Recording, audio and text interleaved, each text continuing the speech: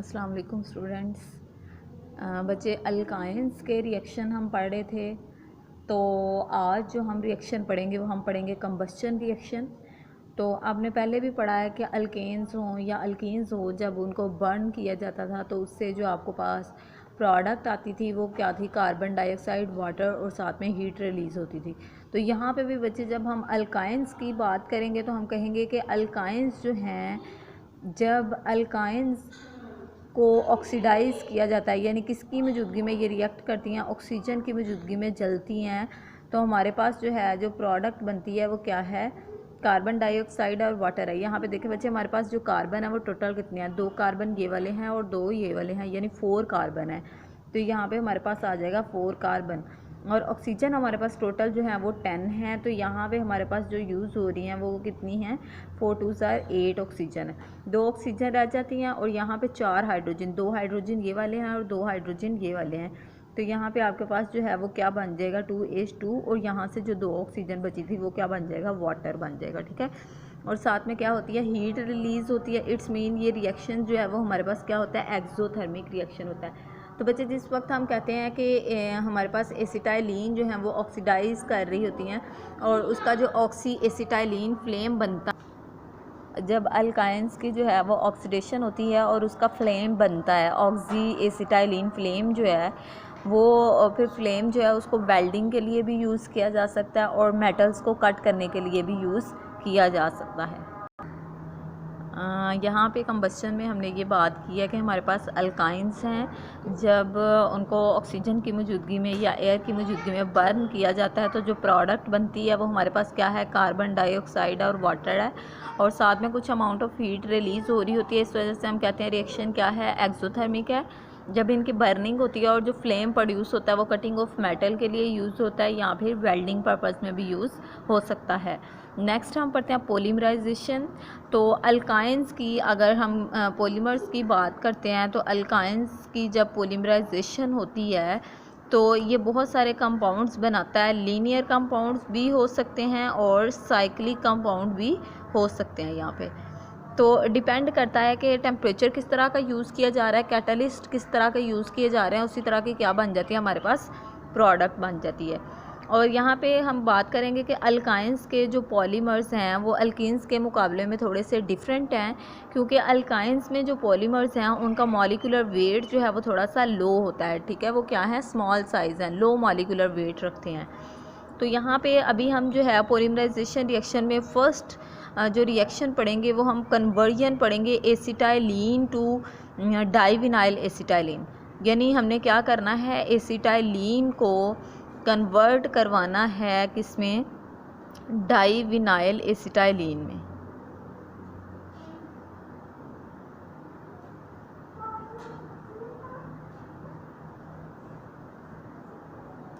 Acetylene को किस में कन्वर्ट करना है, डाइविनाइल एसिटाइलिन में। तो यहाँ पे हम बात करते हैं कि अगर हमारे पास क्या हो, एसिटाइलिन हो, सपोज़ करें ये क्या है, हमारे पास एसिटाइलिन है, उसके बाद दूसरा भी आपके पास क्या है, एक एसिटाइलिन मॉलिक्यूल है, यानी 2 एसिटाइलिन मॉलिक्यूल्स जो हैं वो आपस में कंबाइन कर रहे हैं और इनको जो है वो पास किया जा रहा है किसमें से, cuprous chloride as a catalyst use हो रहा है या फिर ammonium chloride as a catalyst use हो रहा है। तो देखें आपके पास जो प्रोडक्ट बनती है, हम यहाँ पे बात करेंगे कि अमोनियम क्लोराइड जो है वो कुछ घंटे के लिए रूम टेम्परेचर पे छोड़ दिया जाता है और हमारे पास जो है वो विनाइल एसिटाइलिन बनती है और देन जो है वो डाइविनाइल एसिटाइलिन बनती है। पहले हमारे पास ये क्या है, दोनों जो हैं वो एसिटाइलिन मॉलिक्यूल्स हैं, दोनों आपस में एक दूसरे के साथ कंबाइन करेंगे। तो जब कंबाइन करेंगे तो बच्चे यहाँ पे होता किस तरह के से है कि ये वाली जो हाइड्रोजन है वो अगर इस कार्बन पे मूव कर जाती है तो देखें आपके पास क्या बन जाता है, ये CH2 बन जाता है, ये क्या है, CH है। तो यहाँ पे पहले आपके पास ट्रिपल बॉन्ड था तो अब क्या रह जाएगा, डबल, क्योंकि ये देखें कार्बन है, 2 हाइड्रोजन यहाँ पे लगी हैं और 2 बॉन्ड ये वाले, तो इसके बॉन्ड पूरे हो जाते हैं।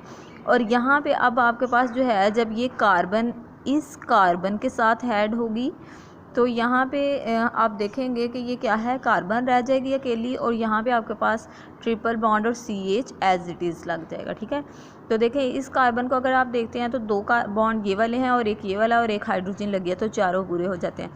इस कार्बन को देखें तो 3 बॉन्ड ये हैं और एक ये वाला, मतलब आपके पास जो कंपाउंड बनता है, देखें यहाँ पे हम कहते थे इस चीज़ को, यानी CH2 डबल बॉन्ड CH आ जाए तो इसको हम कहते हैं विनाइल, और ये 2 कार्बन और उनके दरमियान ट्रिपल बॉन्ड है तो ये क्या है, एसिटाइलिन। तो इसका नाम हमारे पास क्या हो गया है, विनाइल एसिटाइलिन। या फिर आप जो है वो अगर IUPAC नेम लिखना चाहते हैं तो आप इस तरह से भी लिख सकते हैं। देखिए हमारे पास 4 कार्बन वाली चेन है और फर्स्ट कार्बन के साथ क्या है, डबल बॉन्ड है, तो हम क्या लिख देंगे 1, और आगे क्या लिखेंगे, 4 कार्बन हैं तो ब्यूट, और अल्कीन डबल बॉन्ड है 1 पोजीशन पे तो इन ब्यूटीन, और आप देखें थर्ड कार्बन पे क्या है आपके पास ट्रिपल बॉन्ड है तो 3, और ट्रिपल बॉन्ड के लिए आप YNE यूज़ करते हो तो क्या हो जाएगा 1 ब्यूटीन 3 आइन। नेक्स्ट देखें ये जो हमारे पास ये वाली प्रोडक्ट बनी है यानी विनाइल एसिटाइलिन, इसी को हम दोबारा से यूज़ करेंगे। हम लिखेंगे CH2 है हमारे पास, डबल बॉन्ड CH है, सिंगल C है, ट्रिपल बॉन्ड CH है, तो दोबारा से इसका किसके साथ रिएक्शन करेंगे, एसिटाइलिन के साथ। जब दोबारा से इसका एसिटाइलिन के साथ रिएक्शन होगा, किसकी मौजूदगी में रिएक्शन हो रहा है, हम कहते हैं क्यूप्रस क्लोराइड यूज़ हो रहा है और साथ में ammonium chloride as a catalyst use हो रही होती है। तो बच्चे देखें हम यहाँ पे बात करेंगे कि ये जो CH2 है ये वैसे का वैसे ही आ जाएगा, डबल बॉन्ड CH भी वैसे का वैसे ही, ये वाली कार्बन भी वैसी की वैसी ही आ जाएगी। अब यहाँ से क्या होगा कि ये वाली जो हाइड्रोजन है ये मूव करके इस कार्बन पे चली जाएगी और ये जो कार्बन है वो इस कार्बन के साथ क्या करेगी, बॉन्ड बना लेगी। अब ये कार्बन वैसे की वैसे ही आ गई, आगे जो है वो हमारे पास क्या आ गया, कार्बन आ गया, फिर से दोबारा क्या आ गया, कार्बन आ गया। यहाँ पे हमारे पास क्या था, ट्रिपल बॉन्ड था, तो ये triple bond as it is लग गया, हाइड्रोजन यहाँ से चली गई है और ये जो कार्बन है इसने इसके साथ बॉन्ड बनाना है, तो यहाँ पर क्या आ जाएगा, CH आ जाएगा। अब यहाँ पर आपके पास जो है देखें CH2, क्योंकि यहाँ से एक हाइड्रोजन जो है वो मूव करके यहाँ पे आई है तो ये क्या बन गया, CH2 बन गया है। अब देखें अगर आप बॉन्ड्स देखते हैं तो यहाँ पे हाइड्रोजन 2 हो गई हैं, पहले हमारे पास कितनी थी, 1 थी तो ट्रिपल बॉन्ड था, अब हमारे पास 2 हो गई हैं तो किस में हो गया, डबल बॉन्ड में कन्वर्ट हो गया। सिर्फ चेंज किसका आया कि इस कार्बन ने इसके साथ क्या किया, बॉन्ड बना लिया, ये कार्बन ने इस कार्बन के साथ बॉन्ड बना लिया और हाइड्रोजन यहाँ से दूसरी कार्बन के पास चली गई है। तो अब देखें यहाँ पे भी हमारे पास विनाइल ग्रुप है एक, और यहाँ पे भी एक क्या है, विनाइल ग्रुप है, और दरमियान में कार्बन कार्बन के दरमियान क्या है, ट्रिपल बॉन्ड है, तो यानी 2 विनाइल ग्रुप हैं, तो हम कहेंगे ये क्या बन गया हमारे पास, डाई विनाइल, और कार्बन कार्बन के दरमियान ट्रिपल बॉन्ड है तो क्या है, एसिटाइलिन है, डाई विनाइल एसिटाइलिन बन गया। या फिर अगर आप इसका IUPAC नेम लिखना चाहते हैं तो आप देखेंगे कि देखें फर्स्ट कार्बन पे भी डबल बॉन्ड है और फिफ्थ कार्बन पे भी क्या है, डबल बॉन्ड है, तो आप क्या लिखते हैं 1 5, और टोटल कार्बन कितने हैं 1 2 3 4 5 6 कार्बन है, तो आप क्या लिखते हो, हेक्सीन, 1 5 हेक्सीन लिखा। उसके बाद देखें थर्ड कार्बन पे आपके पास क्या है, ट्रिपल बॉन्ड, आपने 3 लिखा, और लास्ट पे क्या लिख देंगे, YNE लिख देंगे, ठीक है। उसके बाद विनाइल एसिटाइलिन से अगर हमने क्या बनानी है, क्लोरोप्रीन बनानी है, तो उसके लिए क्या मेथड है वो हम देखते हैं। नेक्स्ट है कि हमने क्या करना है, विनाइल एसिटाइलिन को क्लोरोप्रीन में कन्वर्ट करना है, तो हम किस तरह से करेंगे, विनाइल एसिटाइलिन का फार्मूला हमारे पास ये वाला था, हमने क्या लिखा, CH2 क्या है, CH है, C है, और ट्रिपल बॉन्ड क्या है, CH है, ठीक है। ये हमारे पास क्या है, विनाइल और एसिटाइलिन। विनाइल एसिटाइलिन का जब हम किसके साथ रिएक्शन करवाते हैं, कंसनट्रेटेड हाइड्रोजन क्लोराइड के साथ, और रिएक्शन जो है वो क्यूप्रस क्लोराइड की मौजूदगी में ही हो रहा है, और साथ में अमोनियम क्लोराइड जो है वो एज ए कैटलिस्ट यूज़ हो रहे हैं। जब ये रिएक्शन होता है तो किस तरह से होगा, देखें कि अगर यहाँ से ये जो हाइड्रोजन है ये इस कार्बन पे ऐड हो जाए और जो क्लोरीन है वो इस कार्बन पे ऐड हो जाए, तो इसका देखें CH2 वैसे का वैसे ही आ गया, डबल बॉन्ड CH आ गया, यहाँ पे C, यहाँ पे आपके पास क्या लग जाएगी अब, क्लोरीन, और ट्रिपल बॉन्ड डबल में कन्वर्ट हो जाएगा और ये क्या बन जाएगा, CH2 बन जाएगा। तो इसको बच्चे हम क्या कहते हैं, क्लोरोप्रीन।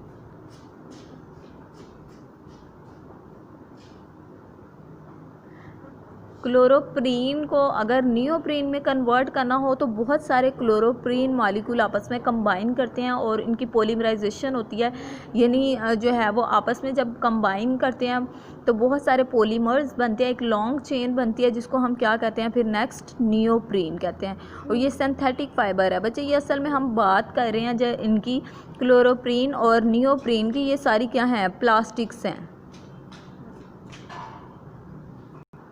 नेक्स्ट हमारे पास है एसिटाइलिन को हमने कन्वर्ट करना है किसमें, बेंजीन में। तो हम किस तरह से करेंगे, एसिटाइलिन हमें पता है कार्बन कार्बन के दरमियान हमारे पास क्या आ जाता है, ट्रिपल बॉन्ड आ जाता है। यहाँ पे एक हाइड्रोजन लगी होती है और इस साइड पे भी क्या लगी होती है, एक हाइड्रोजन लगी होती है।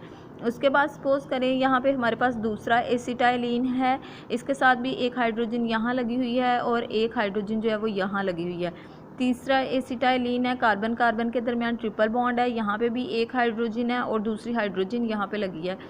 अगर हम कहते हैं कि ये वाली कार्बन इसके साथ बॉन्ड बना ले, ये वाली कार्बन इसके साथ बॉन्ड बना ले और ये वाली जो कार्बन है ये इसके साथ बॉन्ड बनाती है, तो जब ये सारे बॉन्ड आपस में बनेंगे तो ये ट्रिपल बॉन्ड किस में कन्वर्ट होते जाएंगे, डबल बॉन्ड में कन्वर्ट होते जाएंगे। देखें ये जो रिएक्शन है ये 300 डिग्री सेंटीग्रेड पे हो रहा होता है और कॉपर ट्यूब में ये रिएक्शन जो है वो चल रहा होता है। तो होता किस तरह से है, देखें हमने कहा कि ये वाली कार्बन और ये वाली कार्बन ने जब इस कार्बन ने जब इसके साथ बॉन्ड बनाया तो इसका ट्रिपल बॉन्ड डबल में कन्वर्ट हो गया, इस कार्बन ने जब इसके साथ बॉन्ड बनाया तो इसका भी ट्रिपल बॉन्ड डबल में, और इसने जब इसके साथ बॉन्ड बनाया तो इसका भी ट्रिपल बॉन्ड डबल में कन्वर्ट हो जाएगा। यानी बेंजीन में आपको पता है अल्टरनेट सिंगल और क्या आते हैं, डबल बॉन्ड, और हर कॉर्नर किसको शो करता है, कार्बन को, और हर कार्बन के साथ हमारे पास जो है वो क्या लगी हुई है, एक एक हाइड्रोजन लगी हुई है, जैसे कि यहाँ पे एसिटाइलिन में लगी हुई थी। ठीक है, तो ये आपके पास क्या है, बेंजीन। एसिटाइलिन की पॉलीमराइजेशन से हमारे पास क्या बनता है, बेंजीन बनता है।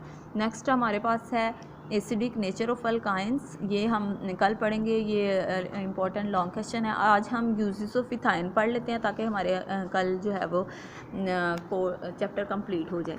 तो यूजेस ऑफ इथाइन में अगर हम बात करते हैं तो हमने पहले ही बात की कि जो जब एसिटाइलिन की ऑक्सीडेशन होती है, एसिटाइलिन जो टॉर्च बनती है यानी फ्लेम बनता है, उसको हम कटिंग ऑफ मेटल्स के लिए यूज़ करते हैं या वेल्डिंग पर्पस में यूज़ करते हैं।